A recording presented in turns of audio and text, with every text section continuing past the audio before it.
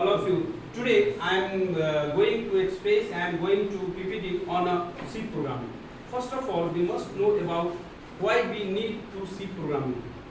Because C programming is the mother language. C programming provides a complete framework in such a way that maximum programming derived from C. C can develop multiple things like operating systems, application software, assemblers, interpreters, text editors. Before discuss and start the C programming, we must know about the features. We must know about the history of C. Basically, father of C, godfather, if we say godfather of C, that's name is Dennis Ritchie.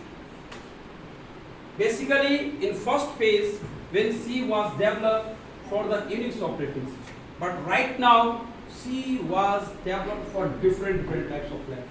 Not only for operating system, it is also developed for assemblers, compiler, text editor, and etc. Thank you all of you. Thank you so much.